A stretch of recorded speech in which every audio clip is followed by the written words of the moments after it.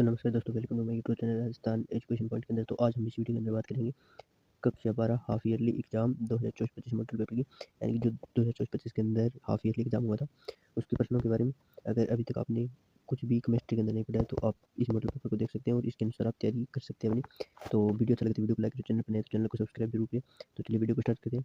तो section A में है आपका जो पहला प्रश्न है। पहला प्रश्न है, निम्नलिखित प्रश्नों की दिए गए सही विकल्प का चयन करें। तो इसमें से पहला प्रश्न है, सेल का स्थिरांक का मान क्या होगा। तो इसमें से आपको ये ऑप्शन कर देना है, द ऑप्शन इसका सही होगा। कॉपर प्लस आयन का चुंबकीय आघूर्ण क्या होगा। तो इसका आघूर्ण होगा आपका 2 × 10 Bm, यानी कि इसका ऑप्शन नंबर से सही होगा।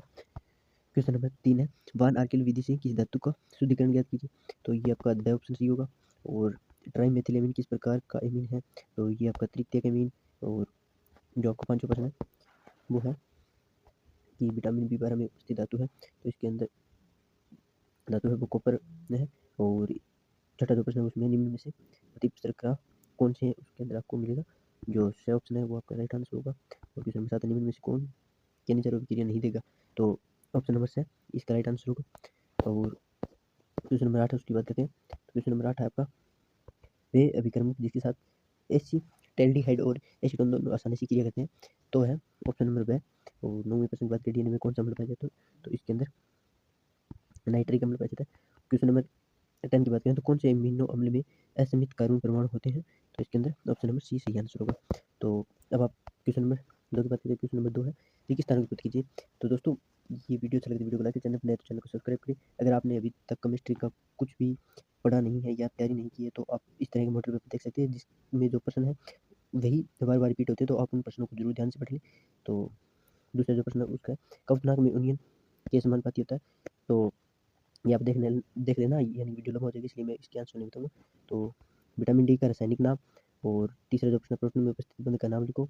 और आइसोब्यूटिल एल्कोहल का आईयूपीएसी नाम लिखो। और द्विक लवण जल में वियोजित होकर खालिस्तान प्रकार के आयन देते हैं। और लिथियम तत्वों से बने मिश्रण धातु को कहते हैं। तो ये प्रश्न जरूर देख लेना। तो हम क्वेश्चन नंबर 3 की बात करते हैं। तो क्वेश्चन नंबर आपका तीसरा है वह है त्रिलोकात्मक प्रश्न। हेनरी का नियम लिखो। दूसरा प्रश्न है, प्राशन दाब किसे कहते हैं। निम्न वेग इस तरह की सहायता से अभिक्रिया की कोटि बताएं।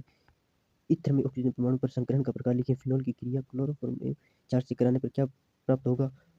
और इसका जो छठा प्रश्न है वो है कि हिंसबर्ग अभिकर्मक की संरचना लिखी। और आपका लघुरात्मक प्रश्न है तो उनकी बात करें तो क्वेश्चन नंबर 4 आपका है, 400 केल्विन ताप पर विलियन का प्राशन दाब 0.821 वायुमंडल है तो विलियन की सांद्रता मोल लीटर में ज्ञात करें।